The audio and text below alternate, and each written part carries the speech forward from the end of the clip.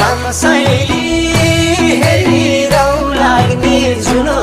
जस्तै कस्तो बस्यो पिरती घर लाउने घुरुकाई बस्छु